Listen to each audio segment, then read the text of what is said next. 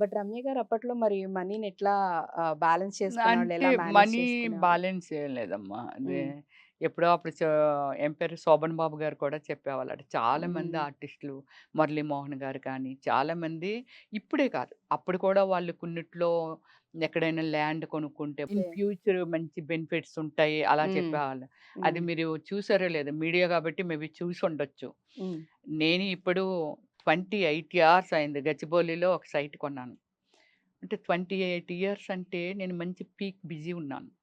హ్మ్. అంతే గదా! అవును. 20 ఇయర్స్ బ్యాక్‌కెళ్తే నేను మీ మంచి కెరియర్‌లో మంచి పీక్స్‌లో ఉన్న ఇంకా టైం. నేను అప్పుడప్పుడే వచ్చాను కూడాను. హ్మ్. బిజీ ఇమ్మీడియేట్‌లీ నేను బిజీ అయిపోయానండి. హ్మ్. అదే అంటాను ఏదైనా సరే గాడ్ గిఫ్ట్ అది. సో, అప్పుడు నేను గచ్చిబౌలిలో కొనుక్కున్నాను. హ్మ్. నేను కొన్నప్పుడు ఏం లేదు 12,00,000 ఎంతో పెట్టి కొన్నాను. ఈరోజు అది ఒక 15 ఎంతో సీఆర్ ఉంటది. అంటే ఆ రోజుల్లో మనీ వాల్యూ అంతే ఉంటుందిగా. అవును. ఆఫ్‌కోర్స్. అంతే గదా! ఆ మనీ అప్పటి వాల్యూలోనే సిట్యుయేషన్స్‌కి అంతే తగ్గట్టుగానే ఉంటది. ఉంటుంది. ఇప్పుడు మనీ వాల్యూ లేతే ఇప్పుడు property value whatever anything values కూడా బాగా పికప్ అయిపోయాయి కదా! అవును. దానికేనే గదా! అది ఎవరో కొట్టేయాలని అనుకుంటే నేను ఫైట్ చేయటం. అంటే దానిలో హ్మ్. నా స్టాండ్ ఎంత హార్డ్ తీసుకోవడం. వర్క్ ఉండుంటుంది. ఆబ్వియస్‌లీ. ఎంత ఎన్ బిగ్ హార్ట్ పెయిన్ ఉంటుంది. దాన్నెలా వదిలేస్తాము? కష్టార్జితం ఆ! ఆ! ఎందుకొదులుకుంటాం? అదండి. ఆ! మెయిన్ అంటే కష్టపడి మనం ఫైట్ సంపాదించుకుంది. చేయడం అనేది ఇప్పుడు చాలా మందిరికి అంటే ఫైట్ మూడ్ ఉంటుంది. హ్మ్. ఏ ప్లేస్‌లోనైనా ఆళ్ళు ఫైట్ చేస్తూనే ఉంటారు. హ్మ్. But not Ramya. హ్మ్. రమ్యశ్రీ అది కాదు. రమ్యశ్రీ చాలా కూల్ అమ్మాయి. హ్మ్. బట్ ఎప్పుడైనా నేను ఫైట్ చేసే విషయం వస్తే, హ్మ్. నేను తప్పు చెయ్యనప్పుడు, ఓకే. అవతల వాళ్ళు తప్పని తెలుస్తున్నప్పుడు, మన మీదకొచ్చినప్పుడు, కరెక్ట్. ఆ టైంలో మీరు మీ ఇప్పుడు వాయిస్ రైజ్ మనల్ని మనం చేస్తారు. ఎలా ప్రొటెక్ట్ చేసుకోగలం చెప్పండి? ఒక హ్మ్. లేడీ అనుకుందాం కరాటే నేర్చుకోండి, అది చెయ్యండి, ఇది చెయ్యండి. మన రేవంత్ రెడ్డి గారు ఒక హ్మ్. స్టేట్మెంట్ ఇచ్చారు. అమ్మాయిల్ని గాని, అంటే ఆడవాళ్ళని గాని, హ్మ్. చిన్న పిల్లల్ని గాని, ఎవరైనా మగవాళ్ళు హ్మ్. తప్పుడు మాటలు మాట్లాడినా, లేదా ఏదైనా అటాక్ చేసినా, హ్మ్. ఇమ్మీడియేట్‌లీ ఇప్పుడొచ్చి నేను శాసిస్తున్నాను. హ్మ్. ఇప్పుడొచ్చిన కమిషనర్ గారు గాని, అంటే డీజీపీ గారు గాని, వీళ్ళందరూ ఈ సిస్టమ్ ఇమ్మీడియేట్‌లీ యాక్షన్ తీసుకోవాలి. హ్మ్. 100కి కాల్ చేయండి. 112కి కాల్ చేయండి. ఇమ్మీడియేట్‌లీ మన కర్ణాటకలో విజయ్ కూడా అదే చేశారు. హ్మ్. మా ఫిల్మ్ యాక్టర్ అనుకోండి తను. ఓకే. కానీ తన తమిళనాడు. డిసిషన్స్ మాత్రం చాలా స్పీడ్‌గా, బ్యూటిఫుల్‌గా తీసుకున్నాడనమాట ఓకే. ఆయన.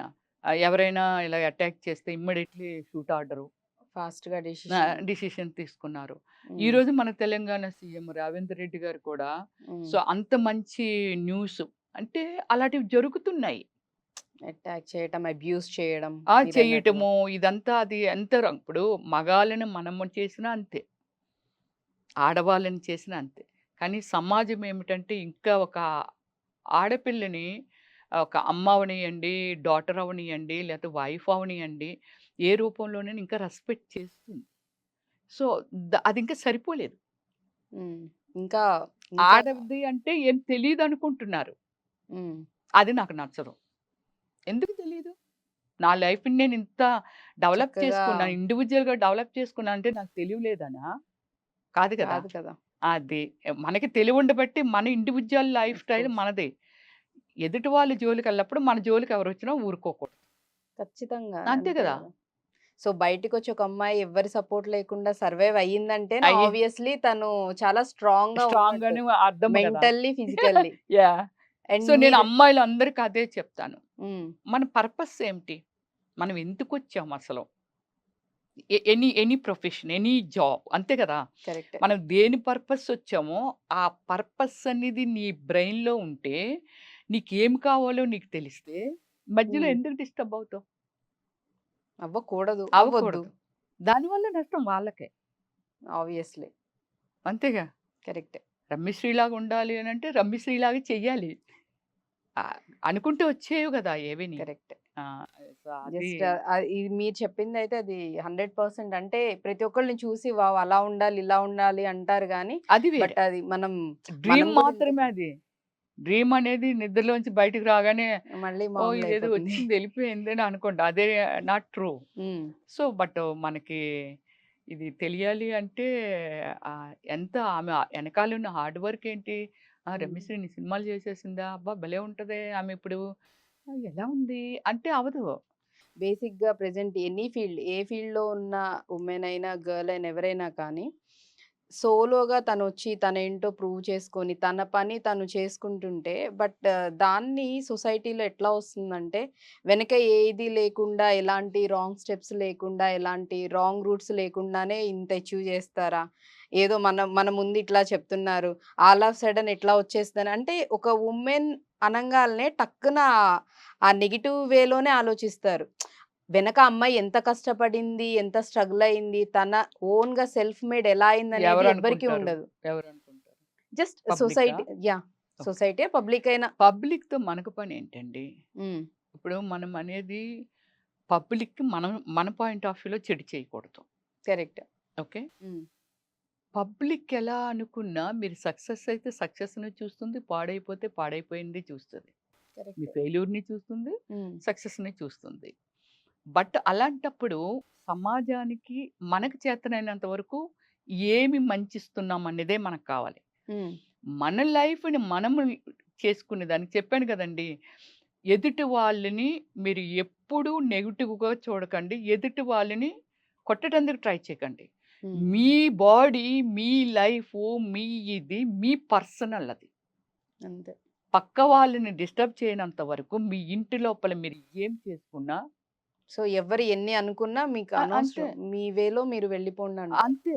మీ వర్క్. 100% హ్మ్. లేతే మీరు సక్సెస్ అని మన బ్రెయిన్ అంతా వాళ్ళు ఏమైనా అనుకుంటున్నారు. ఇప్పుడు నేను కారు కొన్నాను ఏమైనా అనుకుంటున్నారేమో ఇలా అనుకుంటే ఆమె సక్సెస్ ఎప్పుడు చూస్తుంది? కరెక్ట్. నీది కదా! వాళ్ళేమి ఇవ్వలేదు కదా! నీ కారు నువ్వు కొనుక్కున్నావు. అవును. ఎలా కొనుక్కున్నావు అనేది అది నీ మైండ్ సెట్ నీకు తెలుసు. హ్మ్. వాళ్ళకెందుకు? వాళ్ళని ఎప్పుడు పబ్లిక్ చెప్పాను గదండీ! పబ్లిక్ మీకు చేతనైనంత వరకు అవకాశం ఉంటే ఒక మంచి ఇవ్వండి హ్మ్. పబ్లిక్‌కి. చెప్పారు ఇప్పుడు నాకు నన్నెవడో నే మీకు ఇందులోంచి అందులోకెళ్తున్నాను. నా మీద మర్డర్ అటెంప్ట్ జరిగింది. ఓహ్! నడి రోడ్డు మీద పీఎస్ ఎదురుగుండా గచ్చిబౌలిలో. కత్తులు ఓహో! పెద్ద పెద్ద బ్యాటులు పెట్టి. కారులు అవి బళ్ళు main road 250 feet road two way. పెద్ద పెద్ద అరుపులరుస్తున్నాను. ఏవండీ మీరందరూ చదువుకున్నారు కదండీ! ఎడ్యుకేటెడ్స్ కదండీ! ప్లీజ్ అండి రండి, దిగండి, దిగండి. ఎవ్వరు రాలా. ఓకే. ఎందుకు రాలేదు? పబ్లిక్‌ని రెస్పెక్ట్ చేసుంటే, ఒరేయ్! ఈ కారు మళ్ళీ ఎళ్తుంది. ఒక అరగంట అయితే మనం ఎక్కడికెళ్ళాలనుకుంటున్నాం వెళ్ళగలము. కానీ ఒక ప్రాణం పోతే ఎలా వస్తుంది? ఇందులో నిజానిజాలు తర్వాత విషయం.